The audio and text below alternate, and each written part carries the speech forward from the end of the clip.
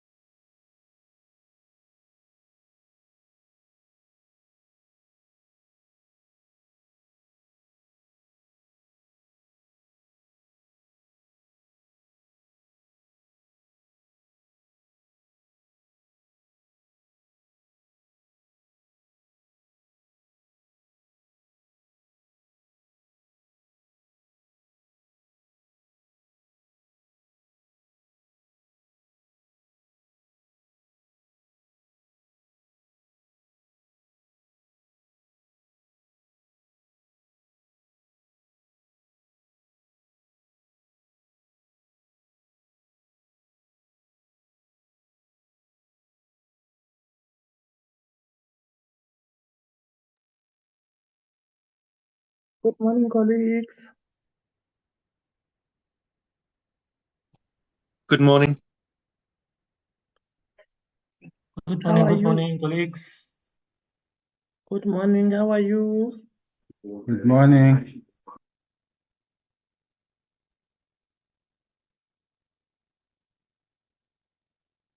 Good, and yourself? I'm good. Thank you. Oh, I see members are starting to join, and it's 2 minutes before the meeting, and the chairperson is still in the chairperson's meeting. Okay, I think we'll just have to wait for them to all join, including the chairperson, and then we can take it from there. Thank you.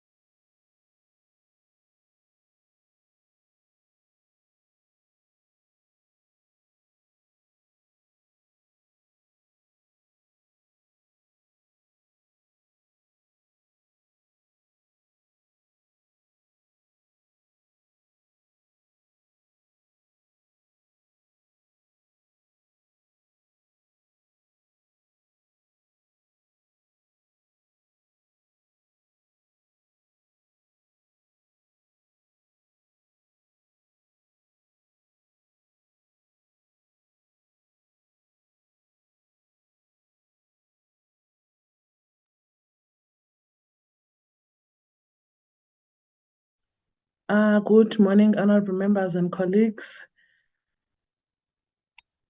The chairperson is still stuck in the committee of chairpersons meeting. So I'm still trying to communicate with him to see how far they are. So I would like to apologize for the delay.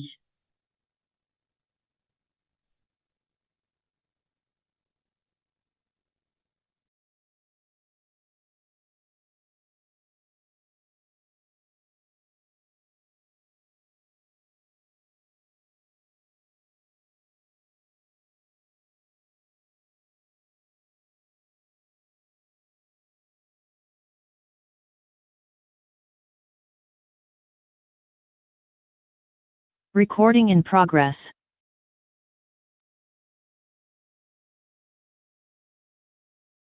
Good morning, Chair. Greetings again, honorable members and colleagues. Chair, the time is 10:02 now, and the meeting does form a quorum. Thank you.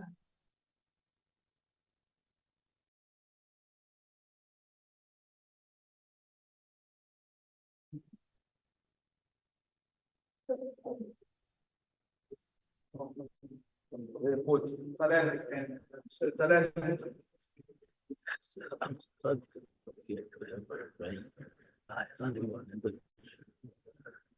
much. Good morning. Hello. Good morning, Chair. Good morning. Okay. Yes, I apologize, man. I'm trying to find a place to sit down so that I can because we had just a meeting of chairpersons now. I'm struggling now to get a venue or just even if it's a chair Chairperson, for me. Chairperson, I've Yes. requested you to come to S32. So, but I don't know why you are still struggling. Just the same floor where you were. Which office? The office S32, the same floor you were next to Zama's office. Just when you get. Yeah, S32. Yeah. How can you struggle with while we've got many offices here? Can you come out because I don't to hear. Just to see you on the passage. But where are you? Are you now? You are no more in that floors. The floor, the second floor. You can see me. I'm here. We're at the same floor, but these things are written above at the top. Hence, I was struggling to get the number. No, I've said okay. No, it's fine. Okay, thank you very much. I don't know whether we stand up, but we can't. No, okay.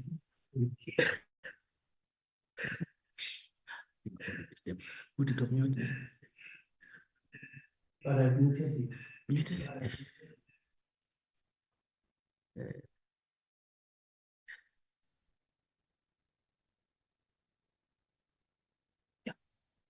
Venue here. Good morning.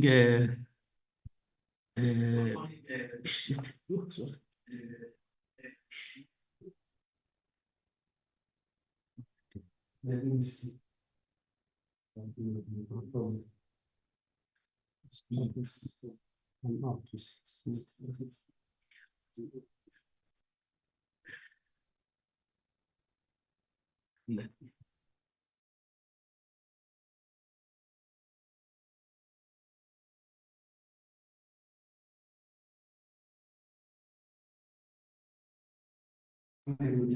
Okay. Good morning, ladies and gentlemen. Let me once again apologize. We are struggling to get. I'm struggling to get a venue for me to be able to proceed with the meeting. I've attended this morning meeting of chairpersons. The issue of venue is a problem, and it's difficult just to stand on the corridors. However, we are trying to share a venue with the Honorable Zama here, but it's disturbing because it's having an echo. He's trying now to organize another venue. We are not good in this issue of technology. However, we will proceed with our meeting. I'm trying to open up the. Sorry, Sistando, is the quorum enough for us to proceed? Yes, Chair, the meeting does form a quorum. Thank you. Oh, thank you very much. Let me thank everyone who managed to attend it. I mean, to open up the gadgets. Remember, on our last meeting, this issue of meetings of this magnitude was sharply raised by all the members, and the frustration that we are currently experiencing, understanding the challenges that we are confronted as an institution. I believe that this is going to be our last meeting to be, on hybrid. That's the plea and pledge that I'm making, that let us try to have at least a better way of having other meetings. Without saying much, I will please plead with you, Tando, just to put the agenda on the screen.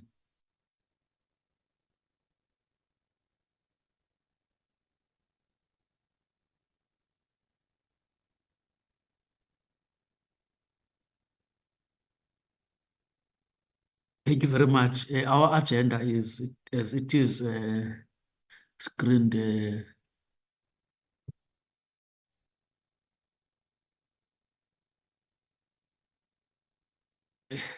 If this thing is.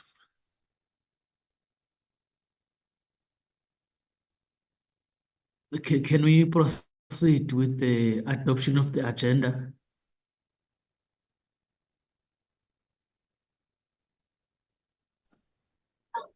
Chair, it's Honourable Honourable Du Plessis. I move to adopt the agenda. Thank you very much, Honourable Du Plessis. Any seconder? Chairperson, I will second the agenda. It's Jean Yes, Adriaanse. thank you very much.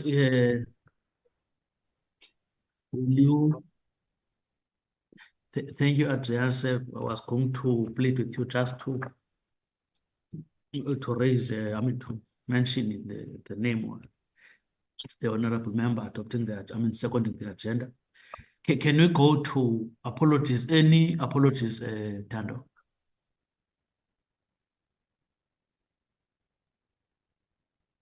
No, Chair, I didn't receive any apologies. Thank you.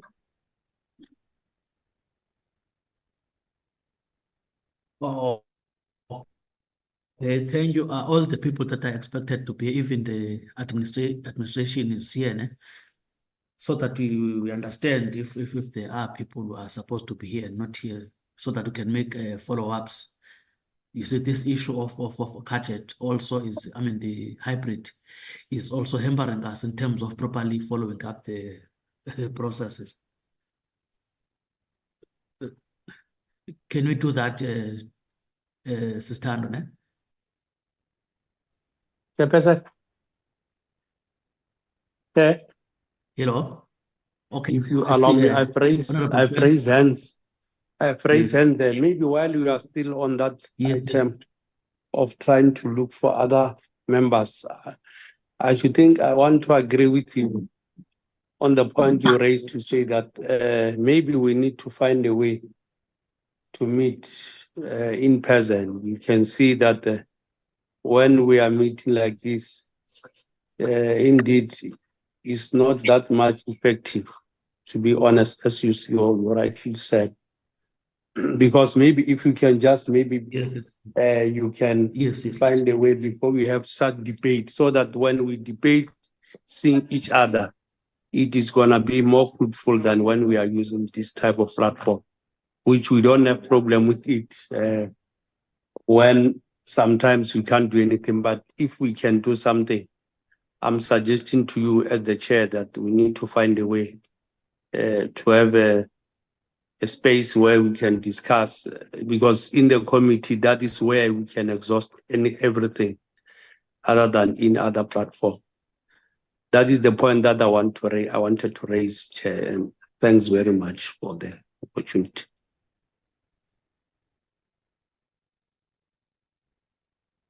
Thank you very much, Honorable Francis. As I've made a plea and apology when I was opening up the meeting that this is going to be our last meeting. Remember, we are time pressured to pass the budget for now. So for now, let us try to, by all means, the time that we're having, and then also even the items that we are dealing with are not necessarily new items, but the items that are coming from our previous meeting, and also to ensure that we are passing the budget. So I'm making that plea to you, honorable members, that today, because even in our meeting of chairpersons, this is cutting across the frustration. So I'm pleading with you that just for this one, let us agree that it's going to be our last meeting to be convening in this magnitude, understanding also the issues of gadgets are still a problem across. But this one, I'm making, I'm putting my neck on the block that following meetings, the issue of venues also is going to be addressed. So can we proceed as such for the purpose of time also? We are taking note of what we are raising, Honorable Mkwele. Thank you very much. Can we agree that we are going to proceed as such? Agreed, Chairperson. Thank you very much. Sister Tando, can you please again fly our next item on the agenda so that at least it can cover also those who are struggling with their gadgets.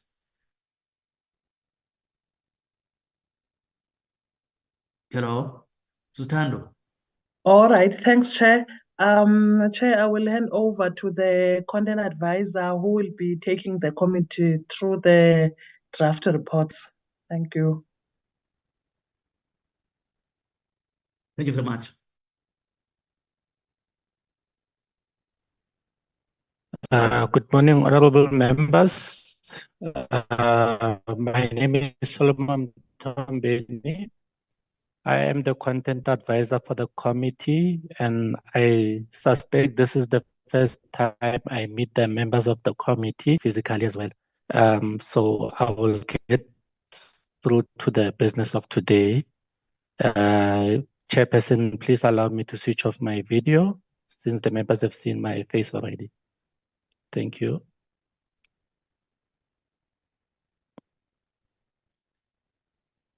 Yeah, granted, thank you.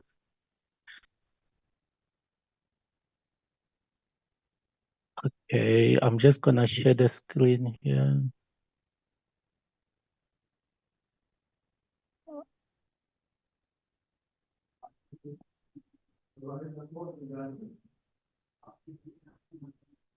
Okay, honorable members, I will start with the draft report for vote 17, Department of Higher Education and Training. So we did send a report to the honorable members on Sunday evening. And remember the department was requested to respond to the honorable members in writing. So as the department responds in writing, we update the report as they respond because some of the responses are coming very late. Even with, you'll see with the Department of Basic Education, we do not have all the responses. We have about, I would argue about 80% of the questions of members were responded to. So as the department sends us these responses, because it looks like they are coming from different managers within the department, we update the program, the report, and then we forward the updated report to honorable members. So this is why you are seeing reports also coming from yesterday, is because we keep on updating it as the department responds. And then another thing is that after we send the first draft of the report to members, I continue to go through the report again by myself just to quality assure it. And then whenever I pick up a few grammar issues or spelling errors, I correct and then resend it to members as well. So that is how we keep on improving on the quality of the report. And then I'm just gonna move this report. Okay, honorable members, I'm not gonna deal much with the introductions as these were covered during the presentations of the department. What we are mainly going to deal with in this report is I'm going to take you through tables that we have created that actually speak to budget allocations within the department, because I realized that during the presentations of the departments, they do not detail as to exactly where the monies are going in terms of allocation. They will give you an overall rounded figure. And then from there, they don't tell you specifically that this money is going here and here and here. So in this report, we do give details as to where the allocation is going and as to whether the allocation has been reduced or increased, and as to whether this allocation is in line with inflation. So on the first table, as I can show members, table 1 just shows a summary of the program performance indicators for the 2024-2025 financial year. And you will see that within the different programs, all together combined, department has about 94 performance indicators in its totality. 74 of those are annual targets, 15 of those have quarterly targets, and 5 of those have biannual targets. And then I will now move over to issues around budget. So table 2 just shows an overall summary of the budget allocation over the medium term. And you will see that through the medium term, it shows that budget should be increasing every financial year. And it shows that also in terms of the other areas per program, you will see that there's also budget increases per program of the department. And as you will see also, the majority of the budget will go to program 3, which talks to university education, which this financial year, it will be receiving a budget of about 91.7 billion rand. And I will break down for honorable members where this 91.7 billion will be going at a later stage. And then I can just move over to economic classification of the allocations. So honorable members will see that about 90% of the department's budget is actually going to transfers and subsidies. As you can see here, I will highlight. So 124 billion rands this year will be going to transfers and subsidies. And you will see that it's actually an increase of about 5.02%. When you look at the inflationary terms, the real percentage change, it's 0.31% increase. So this means that the budget for transfers is in line with inflation. And then we'll move over to the first program, program 1. So this program basically deals with management component of the department. And you will see that it also deals with issues around auditing fees that the department has to pay. It also deals with the office accommodation where the department officials are working from. And this is where the allocations are directed at. And also, it also deals with salaries of management as well as political office bearers as well. So all of these are included in program 1.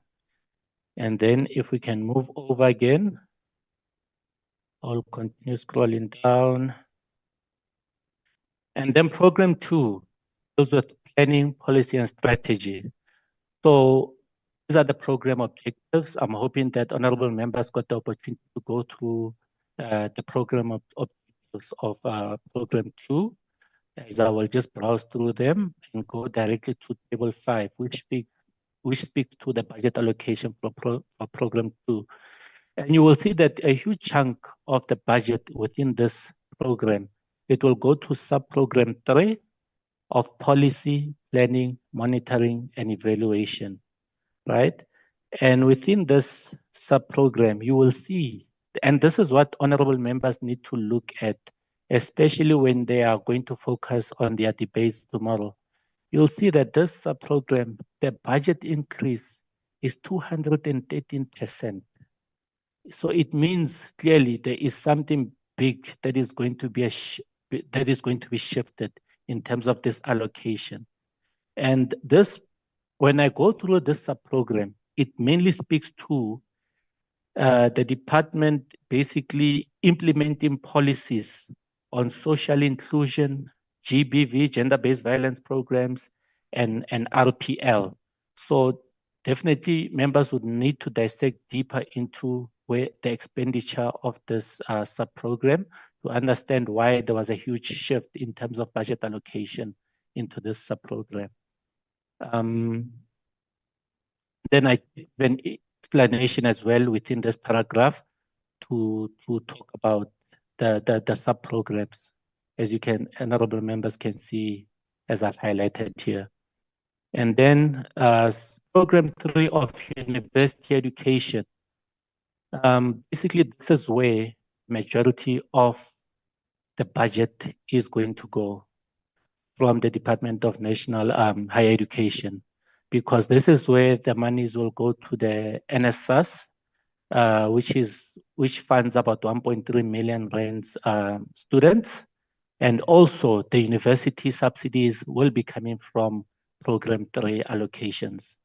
If I can take you to the program, to the table 6, honorable members will see that sub-program 3 of institutional governance and management support receives about 47.1 billion rands within the budget.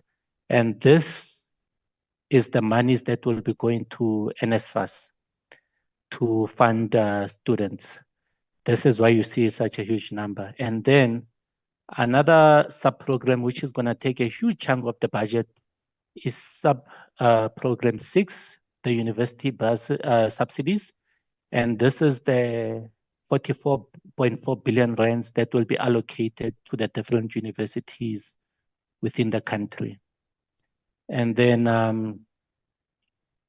if I can just move on, if you look at the subsidies, by the way, if I can go back, so the allocation to NSFAS, you will see that here, this 2.3 minus 2.3% shows that the allocation is slightly below the inflation, the adjusted inflation. Also for the university subsidies, the allocation is slightly below the adjusted inflation. And then the program 4 deals specifically with TVET colleges in the country, and these allocations are going directly to the TVET sector. And if I can go straight to table 7, you will see that the biggest chunk of the budget goes to the TVET system planning and institutional support.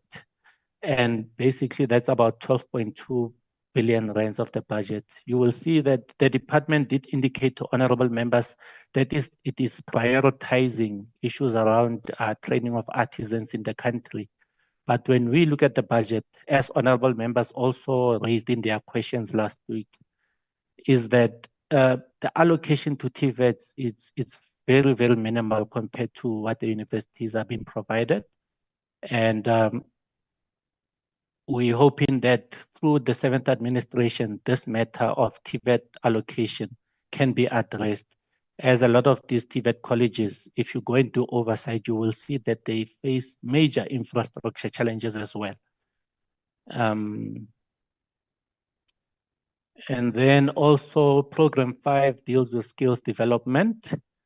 And this is where your National Skills Fund and your different SETAs will come in. So you will see that a huge chunk of the budget within program 5 will go to sub-program 2, which are your sector education and training authorities, which are your SETAs. So there's about 21 SETAs in the country, different SETAs dealing with different sectors, your manufacturing, your arts, culture, and tourism, and retail SETAs, and so on. So all of these 21 SETAs will share an allocation of 166.4 million rands this year. And you will see that the allocation is about 7.29% increased from the previous year. And then also there's also sub-program 5, which is the National Artisan Development. And all the department states within its annual performance plan is that this sub-program deals with managing and monitoring the development of artisans. However, they do not go into detail as to how that is done, but the sub-program does receive a substantial increase in the budget of about 24.1%.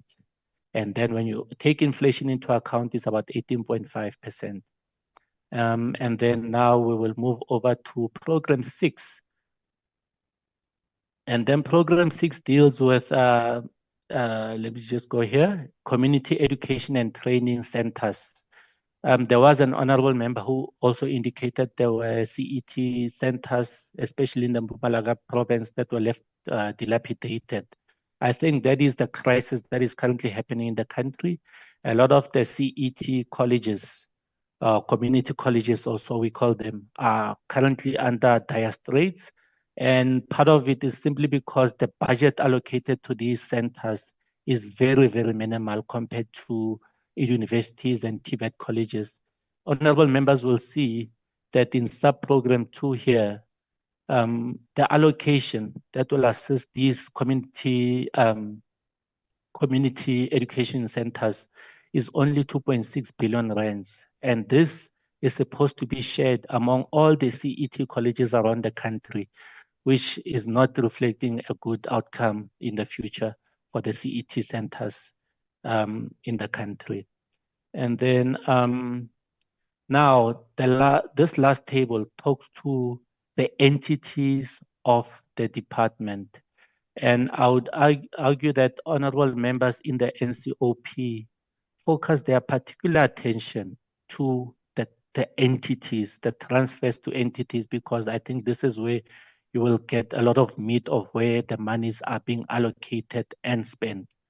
And you, honorable members, will see here that most of the budget is actually going to NSFAS, as you can see here, which is about 46 billion rands, as I've stated before. And then the other big amount that will be spent is on your CETAs as well, which is about 19 billion rands. And then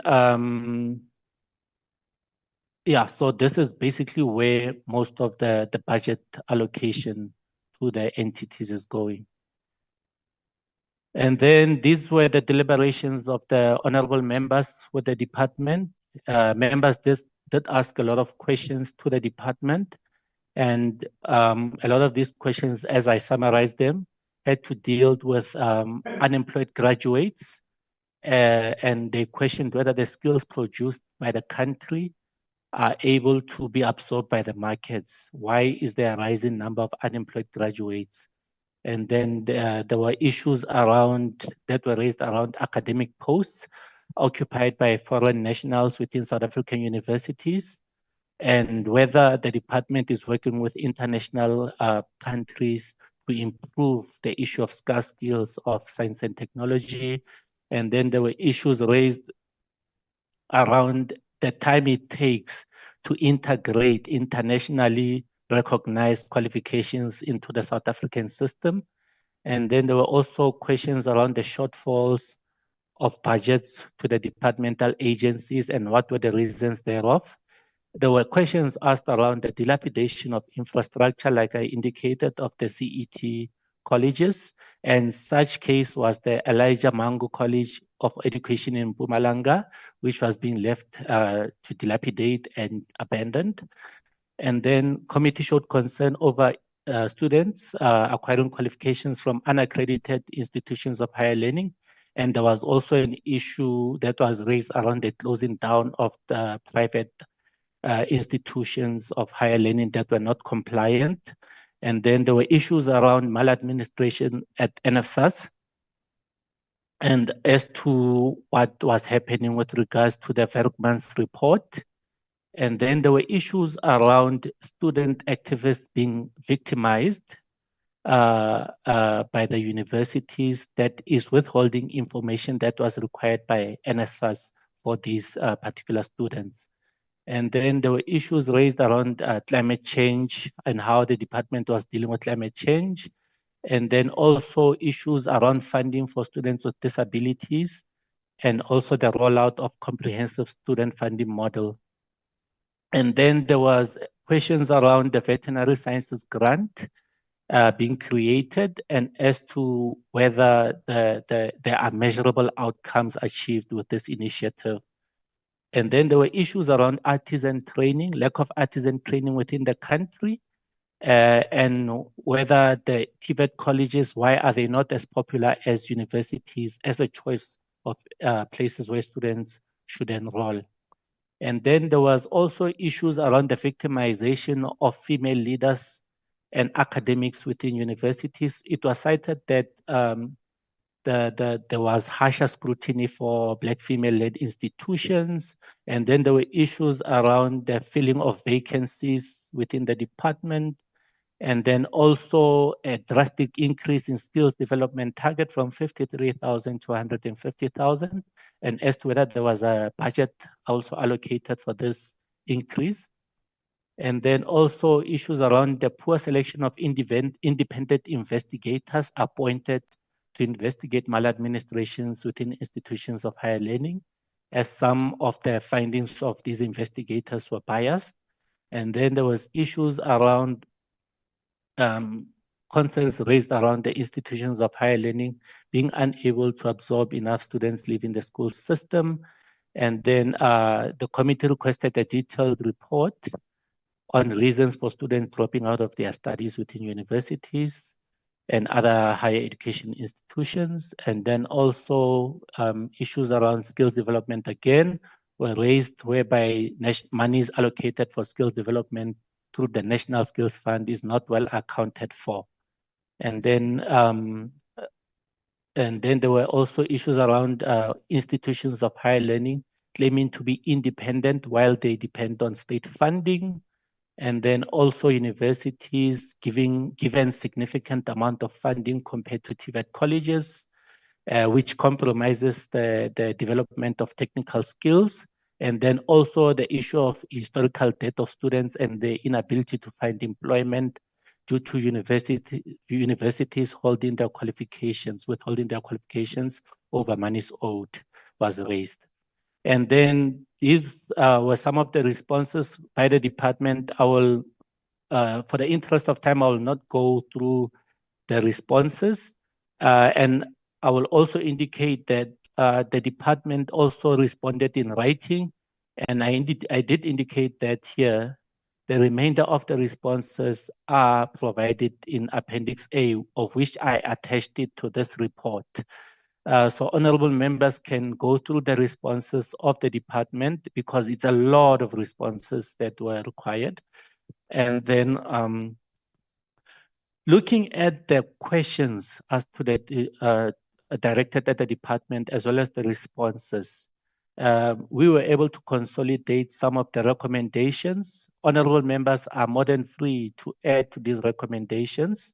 However, it would be advisable that when it comes to recommendations, we focus on specific recommendations of about maybe 10 or less, so that it is easier for the honorable members to hold the department to account when it comes to delivering on these recommendations as well. So basically, the department would have to review qualifications that lead to increased graduate unemployment in order to reduce the skills mismatch within the country. The department is to intensify efforts at ensuring that it makes TVET colleges more attractive to students in order to increase artisan training. The department is to provide reports and presentations to the committee upon the conclusion of the SIU investigations into NFSAS, as well as the National Skills Fund. The department is to provide feedback to the committee on how it addressed the issue of student historical debt within universities and TVET colleges. And for this one, I did put a timeline because it's important that the department does respond timeously. But if members are not happy with this timeline, please feel free to let us know so that we can also change this timeline and amend it accordingly. The department is to inquire and provide detailed comprehensive report, providing reasons for students why students are dropping out of their studies, at least by the third quarter of the 2024-2025 financial year. This allows them sufficient time to do their own research and investigation in order for them to respond to the honorable members. And in closing, I think, honorable members, this is the report of the Department of Higher Education. I hand over to you, Chairperson. Thank you very much.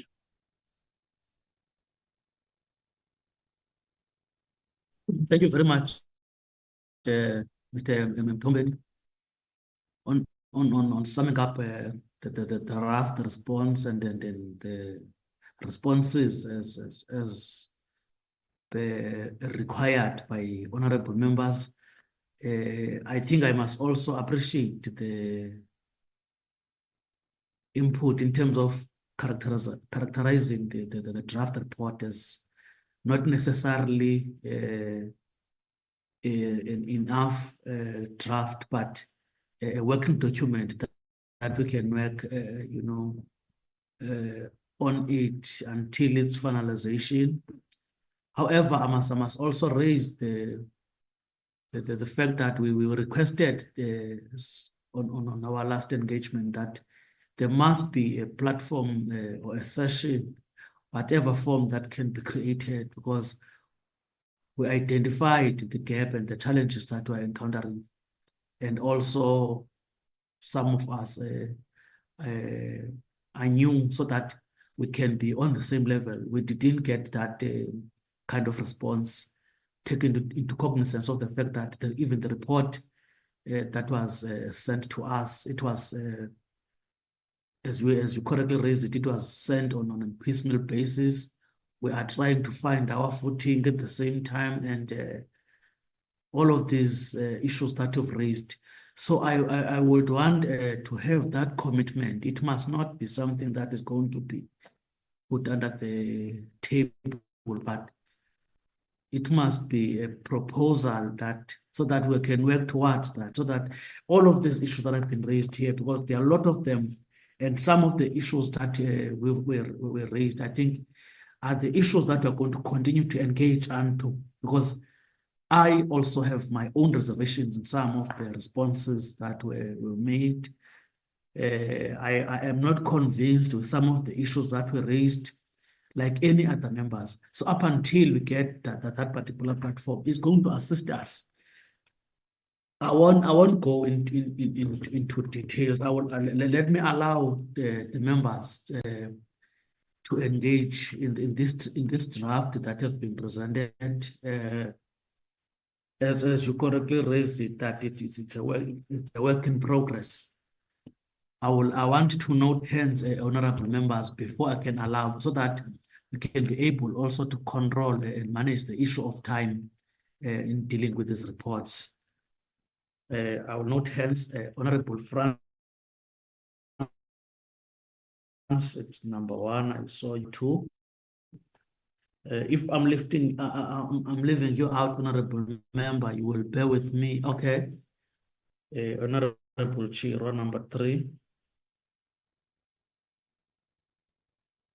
Any other hand, honorable members?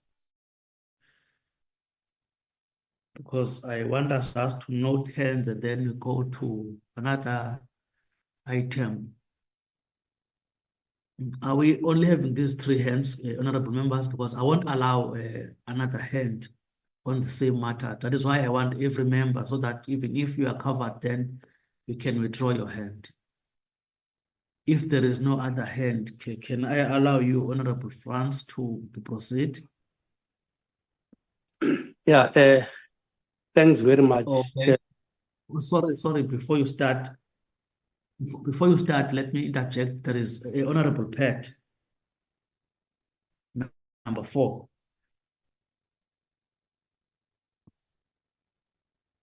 You can proceed, Honorable France. No, Chairperson, thanks very much, Chair, and greeting to honorable members in the platform and even the administration that they've joined us. But Chair, I wanted to be number 4, but let me just start, as you have already started with me. But I will tell you the reason as and when I will be presenting. But first and foremost, Chair, let me welcome the presentation from our subject advisor through you, the chair of the committee. I know that we had an opportunity to discuss the presentation. But Chair, I want to agree with you to say that indeed you were more than correct to say we must make sure that when we have the presentation of this nature, we have an ample time so that all of us, we are able to familiarize ourselves with the content of the presentation. So I want to agree with you, because remember, colleagues, as members of the committee, as members of the NCOP, our role is to make oversight over the departments. And then for us to make an oversight, especially I'm referring to the most effective oversight, we must be conversant with the subject matter. We must be clear on what we are going to oversight. Because remember, the chair of the NCOP, she was very much correct when we are saying that this NCOP is going to be a different NCOP altogether. We are not going to be an NCOP that will just pass the bill or just read the notes as it comes from the administration and finish up there. We wanted to make sure that we change the life of our people to the better, because we are just coming out from the very election that the electorate, they've indicated to all parties across that they are not interested in our politicking. Our voters, they want services, not us competing on how we can politics amongst ourselves. But safe to say, Chair, that was just a comment I want to make, but safe to say, Chair, let me also take this opportunity to welcome the budget vote as we did it previously, because you can see when they were giving us those statistics, whereby they've even indicated that the bigger chunk will go to the university. As we all know that while we are accepting that indeed they are making strides in making sure that the people, those that they were disadvantaged, especially the younger generation, like Honorable Chirwa and some of us, that we have benefited from this new dispensation. Because if it was not the effort of making sure that students that are coming from disadvantaged communities like ourselves, we are able to access that higher education, it will be difficult for some of us, those that we couldn't afford to go to the higher level of education. But we really appreciate the budget that they have allocated to make sure that they assist students at the university. But Chair, like we have raised this matter previously to say, while we appreciate the budget from the higher level of institution, we need to understand that now the world has changed. The world has changed, whereby we need to try. I'm not saying that the departments must reduce the support at the universities and at the technical level. What we are saying, that while we are assisting there, we need also to change the focus to the TVET colleges, so that our people, young people, can be able to get the new skills that the now market is looking now. Because when we are looking at the market today, Chairperson, the market today needs people with the skills that can relate with the now, with the market that is now at our plate.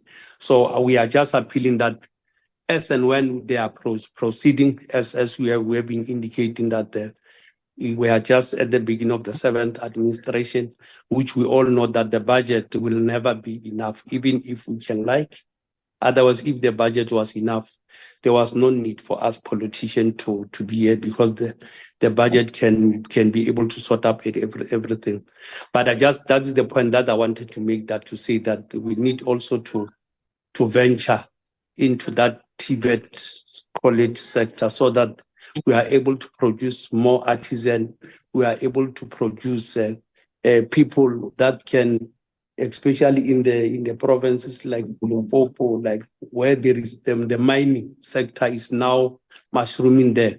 We need to be able to respond to the skills that is going to be needed by those minds that are coming now, so that we mustn't have this outcry that we are having a lot of many graduates that are not employable.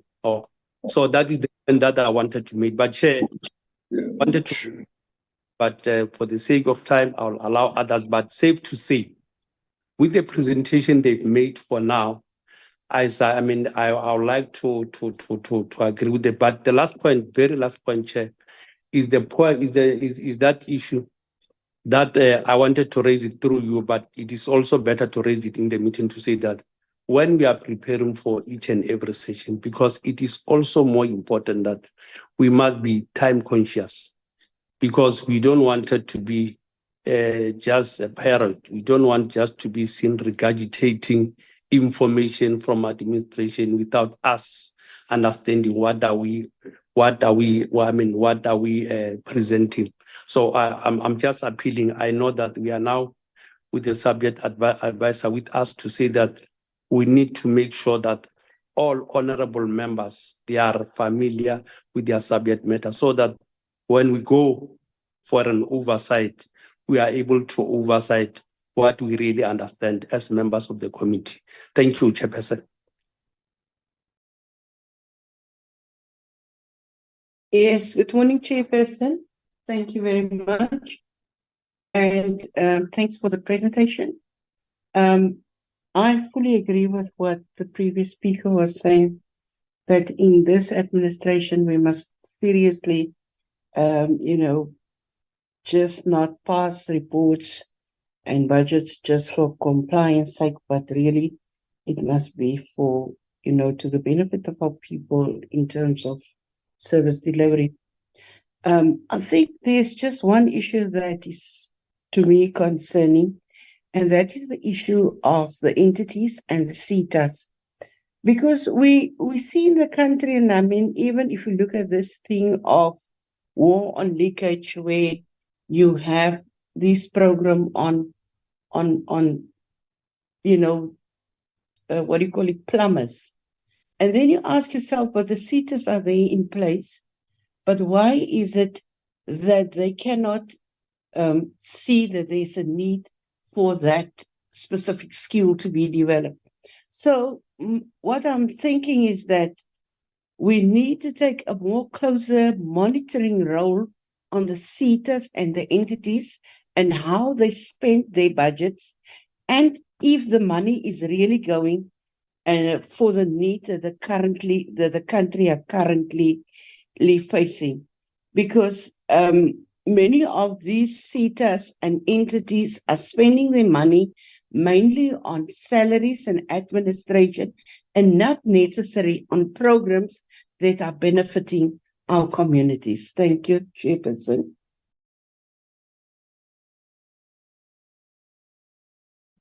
Thank you very much, Chairperson, for the opportunity, and thank you to the staff for preparing the report.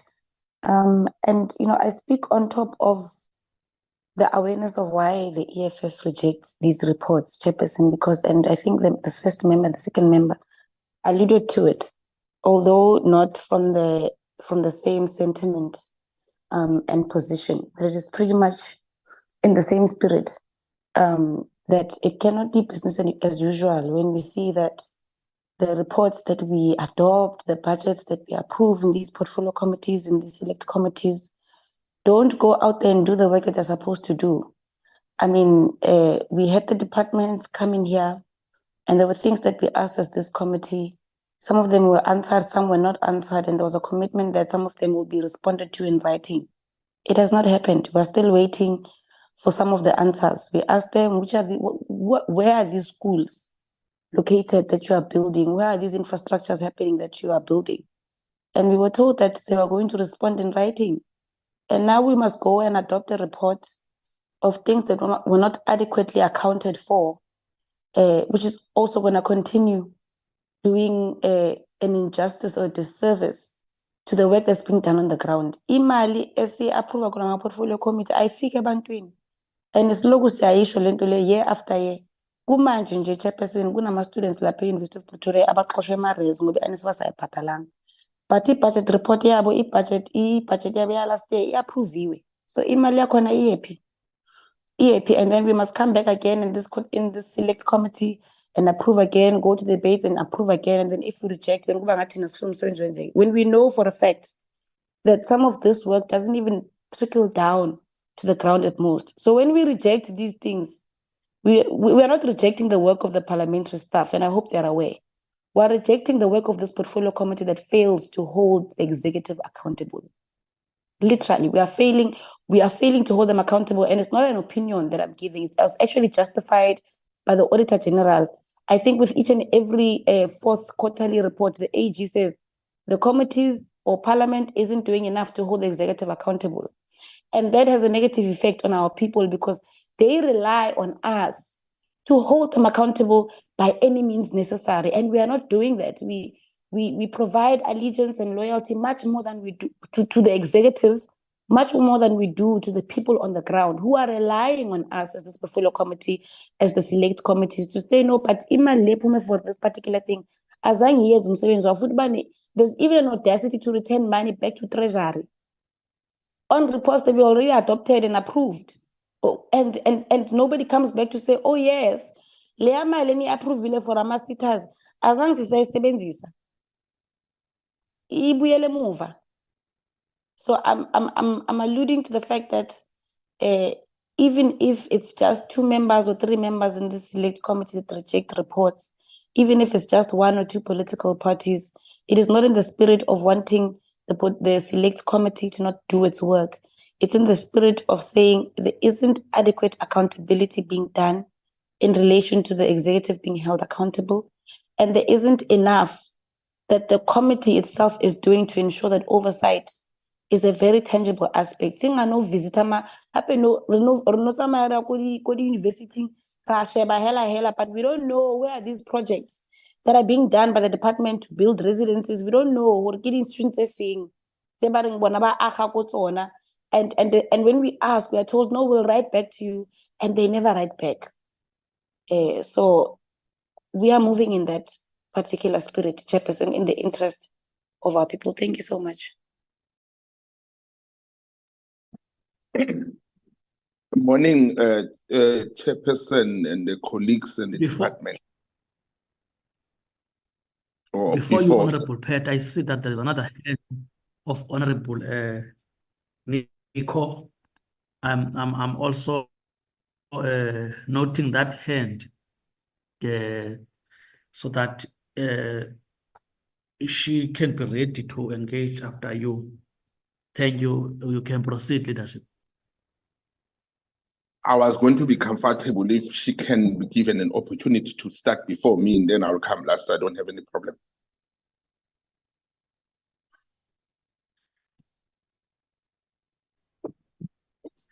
It's fine. You can proceed, Honorable Nico. He's a gentleman. Honorable Pat is a gentleman. Yes. We can proceed, Honorable du Plessis. All right, thank you, Chair. It is just a few questions that I have more specifically with regards to CETAs and CAT CETA and a few of the other CETAs. So quite a large amount of our budget goes towards it. Unfortunately, I know that they get revamped systems every 2 to 3 years, and ultimately people like tour guides have been waiting for about 2 to 3 years for certificates or numbers to actually practice their work. And I'm not even going to go into the artisan schools and all those things, but these are people who are desperately wanting to access the market. And the system is not allowing them to continue that. And then there are quite a few questions about NSFAS, but I think those have been answered.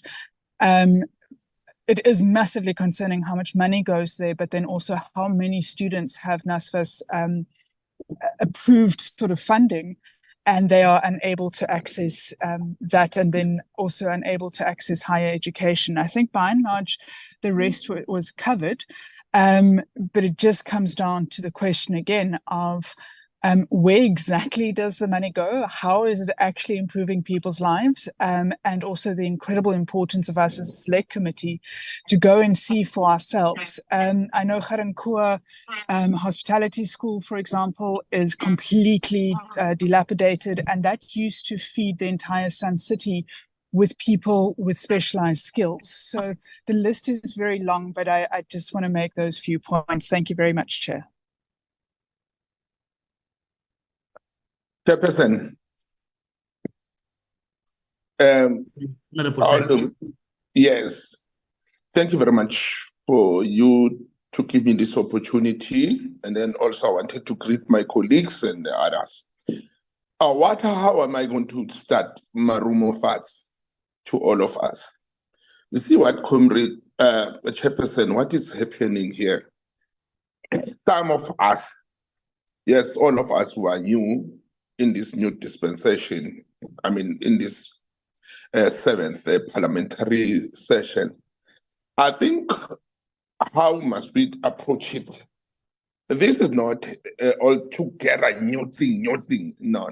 There are a lot of progress which we have been done. And why I'm saying that. Also, I wanted to thank the department to come back with the responses with some of the issues which we have asked in the previous meeting, although they indicated that they are still coming, they're still waiting for others, other people who are responsible to give us full details about what we have inquired to them.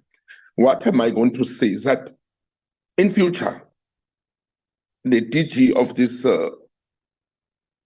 department must make sure that before you come to the members, make sure that all the responses are collected and they are in order. That's supposed to happen. But nevertheless, it's better to give thanks where it's necessary to. Like they came back and give us the responses, the questions which we have asked, rather than to keep quiet. That must be appreciated, that at least they gave us the responses. No matter they are not 100%, as they also indicated that it's plus minus 80%. We request that they must make sure they speed up the process of making sure that it's 100%. And then coming to some of the issues, you say, Chairperson, what am I going to request? I'm a very, very backward person. I agree that now we're in a situation, in a level of technologies and the like, in order to address some of our challenges. I would propose that if possible, we used to have here in Parliament, we used to have places where they give us posts and some of the things. It must be your responses and some of your documents must be twice. I request that you put it the way you I mean, how can I put it? The way you was send us these responses, and also it must be sent to us manually as well, so that we get them, so that we prepare them, we prepare ourselves thoroughly. Because some of the members, maybe sometimes they are making a mistake. They do get some of this information, but because there are a lot of things happening here in Parliament, and they assume that they didn't receive one, while they did receive some of them. And then also the issue of NFSAS. My contribution is that I think we must address this issue of a third party. Because some of the schools, and I mean, I don't defend the department, but it might happen that some of the monies are coming from the department. But the problem is with the agents who are supposed to make sure that they process the money where it's supposed to go. The agents are the people who are culprits.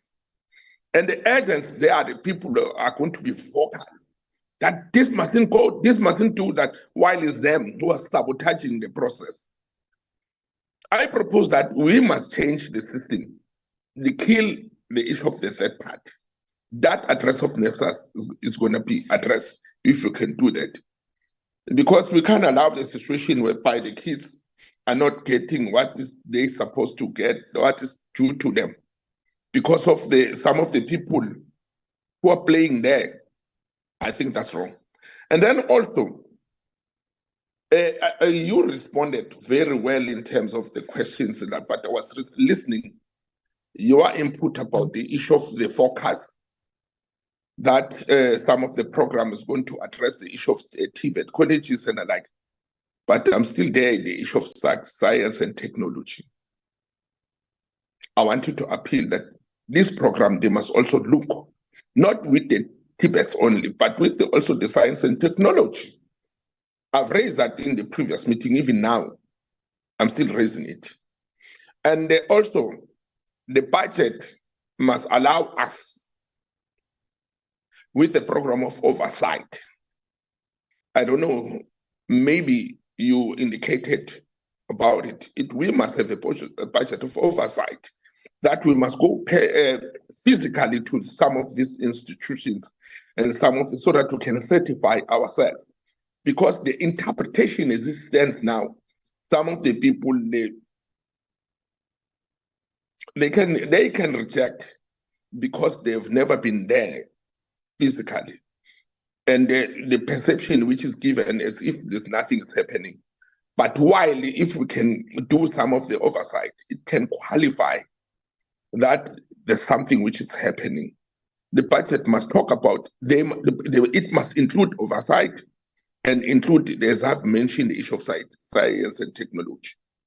And then also, so that you know why I'm raising it, the issue of science and technology, so that it can address the issue we continuously raising is about the issue of skills, which is going to address the socio-economic which is facing us in the modern challenges. And I'm happy because I know I saw it that you responded. You made some references of other countries. We acknowledge that, but we mustn't keep quiet about it in our programs and budget. Thank you very much.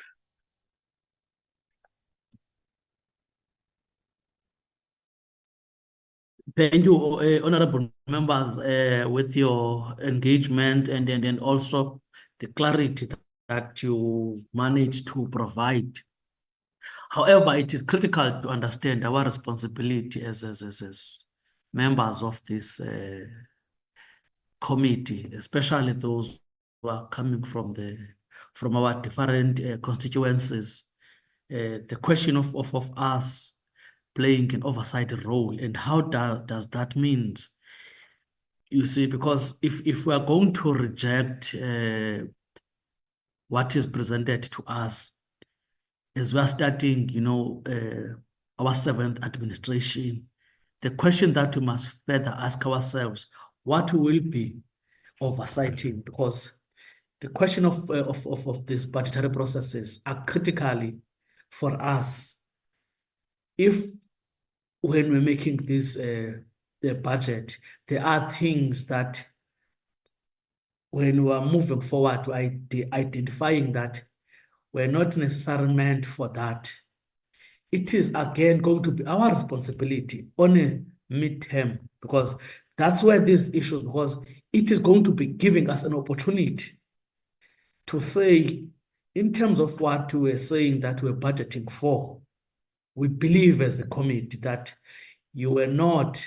Therefore, it is our proposal and our view that take this particular amount to this side. But if we are failing now to adopt and budget, we won't have even a cent to be able to do that. So hence I'm saying, honorable members, that is going to be tantamount to dereliction of duty that we're supposed to, of our oversight role as mandated by the Constitution in terms of Section 42, with subsection 4 to be specific, and other sections our representation of our provinces, our constituencies, where we are coming from, where we see that in Soshanguve, there was a lack of budgeting in a particular area, in a particular institution. Now there is an opportunity that is being availed. Why can't I take that opportunity and ensure that I'm following that particular item in a budget? So this process of budgeting, honorable members, is giving us that particular opportunity. I understand what has been a situation historically, but for us to be able to move forward, it's correct that the history guides us, but we cannot stick and stand, and stand there. We must be able to move forward. It is going to give us an idea and also an experience of how must we deal with these processes. Indeed, Mr. Mtombeni managed to tease out some of the things that were not responded to in this draft report. There is a platform that we agreed. I didn't have any honorable member to say no, that platform must not be created. The one that will be dealing with the detail, honorable Bert, with necessary documentation, so that we can have an equal footing in terms of information and also in terms of understanding of the workings of the operation of the department, so that as these honorable members, new or older, we know that we are on equal footing in moving forward. This is how we're going to, address.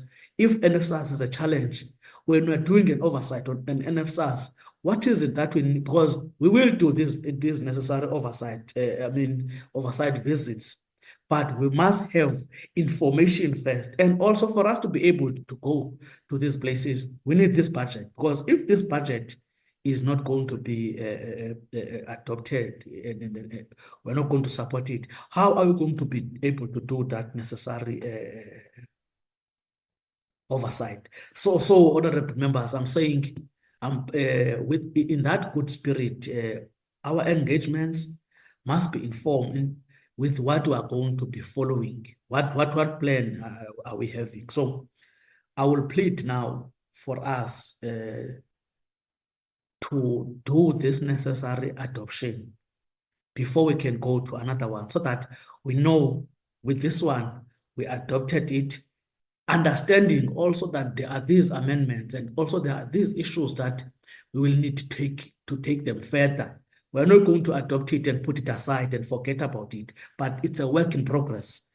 In that spirit, honorable members, can we proceed on that note?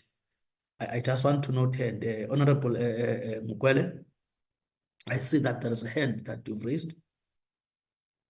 No. Yeah, thanks, Chairperson.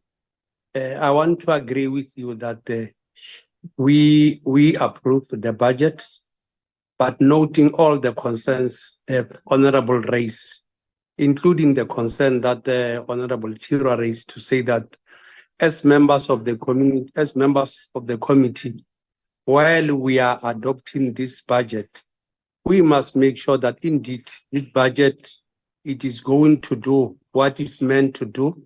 And number two, as members of the parliament, our role, Chairperson, as the Honorable Chirwa indicated very well, is to hold executive accountable without any fear or favor. We must hold them account because our role, we are here to represent our people.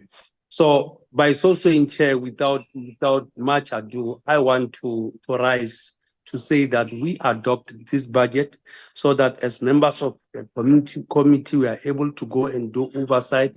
But most importantly, we must make sure that after we shall have adopted this, we must make follow-up monitoring and hold executive accountable to make sure that they do right thing for our people. Thank you.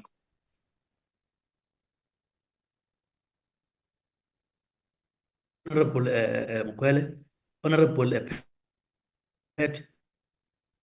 Chairperson, I do support Honorable Mukwele that we adopt it. with amendments. There's no qualm about that.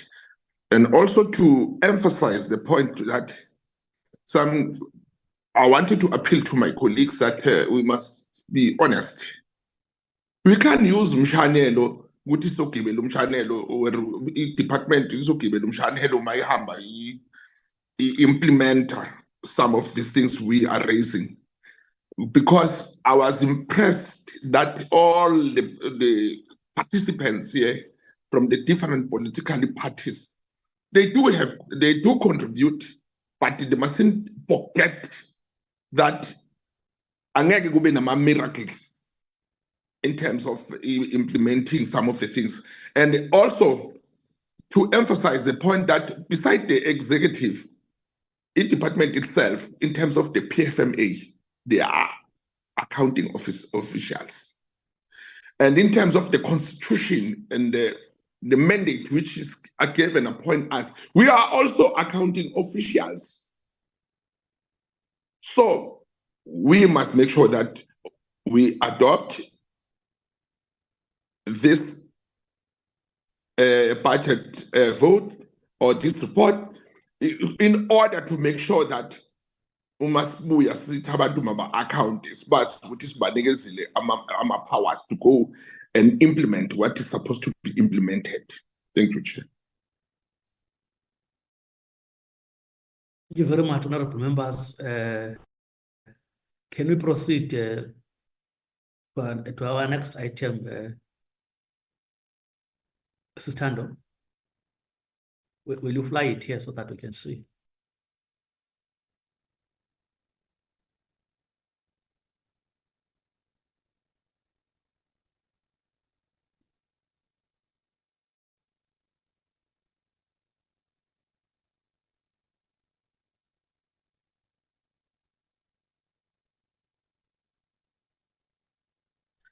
Sorry, Chair, I see there's a hand of Honorable Chirombo Ngose.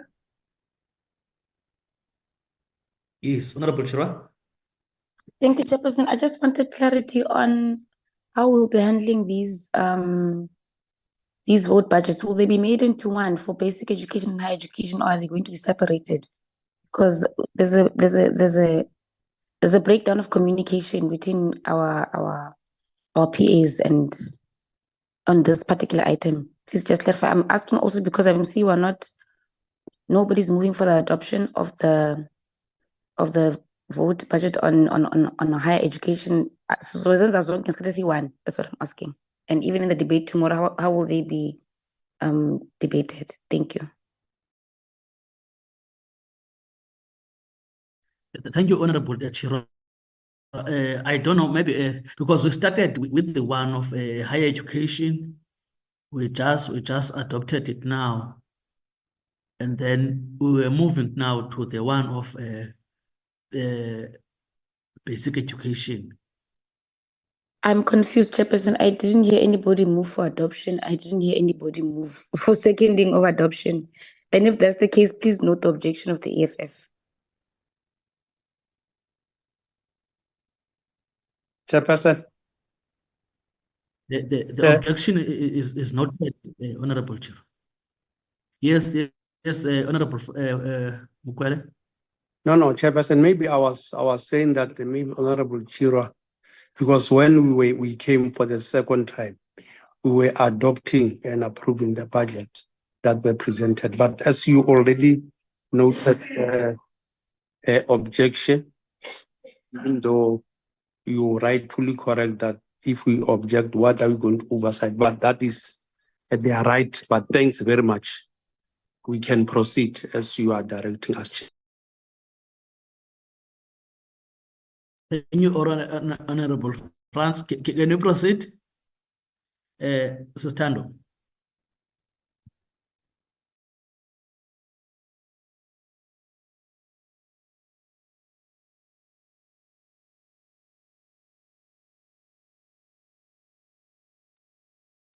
Okay, okay, thank you, Chairperson and honorable members. I have noted what honorable members have indicated in the previous report, and that the budget would be adopted with amendments.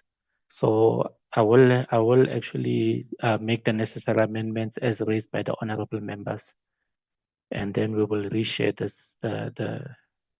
the adopted and amended report. And I will now take honorable members through the budget vote report for the basic education. And like I did with the one for higher education, I will skip through the introductions as they did form also part of the presentations from the department, as well as the outcomes were part of the presentations last week. And I will go straight to the details around the program indicators. As you can see, the department has about 6 programs. And then of the 6 programs, the department has about... Mr. Oh, yes, Chairperson. Mr. Mtombe. Yes, Chair. Mr. Mtombe. Yes, Chairperson, I'm listening. Mr. Mtombe. I don't know whether it's the position that you are... Okay. Am I audible now, No, no, I'm Chairperson? saying if it's possible, will you try to be steady because you are breaking down.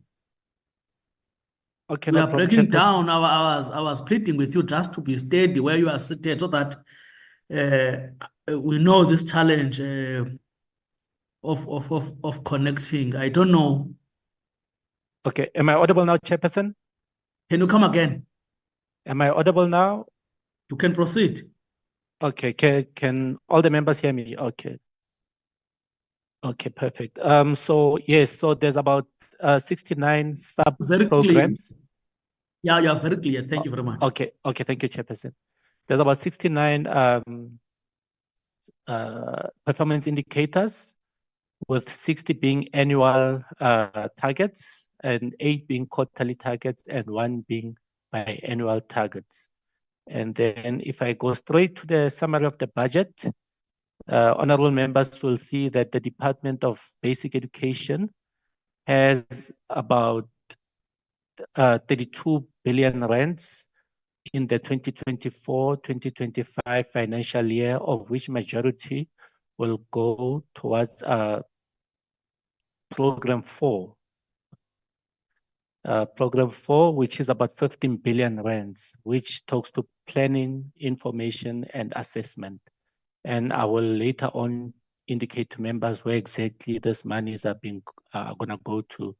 And then when it comes to economic classification within this department, honorable members will see that about 27 billion of the 32 billion is going to transfers and subsidies. So you will see that these transfers and subsidies are in the form of conditional grants to provinces. And I will detail the conditional grants later on in this presentation as well. And then you will see, honorable members will also see that about 626 million rands of the budget goes to compensation of employees within the department. And then also payments for capital assets, there's about 1.3 billion rands that will go there as well, which is also a decrease of about 15.6%. And then when we go to administration, the majority of the budget in the administration will go to office accommodation, which the department will use about 243.5 million rands in the 2024-2025 financial year. And then the rest, like I've indicated in the report for higher education, it deals with issues around management of the department, your internal auditing, the auditing fees that are paid to different to the auditing firms, as well as salaries of the ministerial staff, as well as the political office bearers within the department. And then also we go straight to Program 2, deals with curriculum support and monitoring. I think a lot of members raised a lot of issues and questions around this program. So basically, this program deals with your grade 12 second chance program, for instance. It deals with foundation level education. When we look at grade 1 literacy, learners being able to read for comprehension and meaning and understanding, and also ICT rollout in schools. So this is the program that deals with that. And I will go straight to table 5, which shows the distribution of the budget in program 2. And honorable members will see that this distribution of the budget actually goes to sub-program 3 of curriculum and quality enhancement programs. And what this basically means, and also it goes to early childhood development, which is sub-program 4. And honorable members will see that there's a substantial increase in the early childhood development allocation in the budget.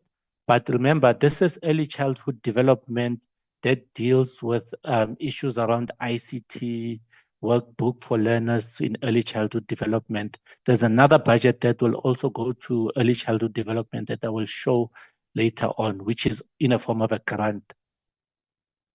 And then honorable members will also see that sub-program 3, it's actually explained also. And if I can see here, let's see, program 3, if I can go straight to program 3, which deals with teachers, education, and human resources, as well as institutional development. Now, in program 3 is very important as it deals with the Funza Lushaka bursaries allocated to students that are going to study Bachelor of Education within the institutions of higher learning. And it also prioritizes securing 4,500 posts for the Funza Lushaka bursary holders, meaning that as soon as these learners have concluded on their studying within institutions of higher learning, they are supposed to be placed in the different schools to start teaching. One of the areas of concern is recently the department has been unable to place the bursary holders, meaning as soon as a lot of these students graduate, they are unable to be placed by the department, leading to the unemployment of graduates that the members did indicate in the Department of Higher Education. So this is quite a problematic area as well. And it's not that the schools are having enough teachers. The schools still don't have enough teachers. You'll see that a lot of schools have teacher shortages, but however, the budget to absorb these teachers who studied under Funza Lushaka is not there for some reason. And members will need to highlight that and need to look into that and need to dissect into that and engage with the department on this important issue.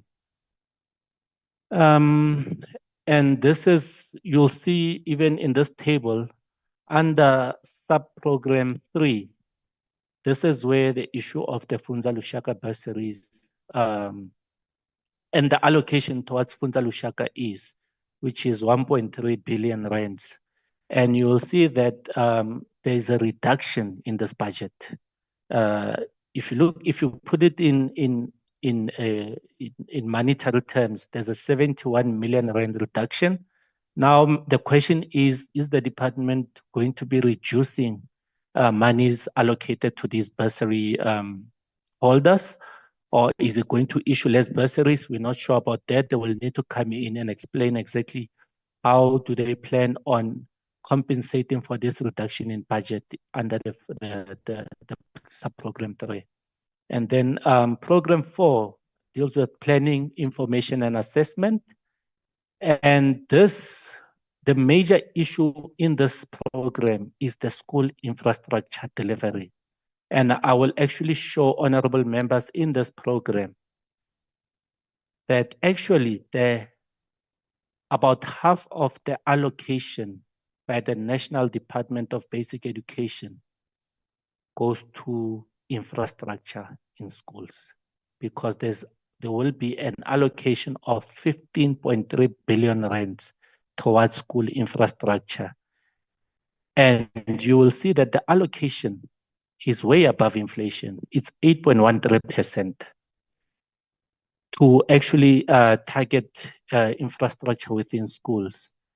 And this is where members need to pay particular attention, because as members do oversight, members will see that infrastructure is a major, major problem within schools.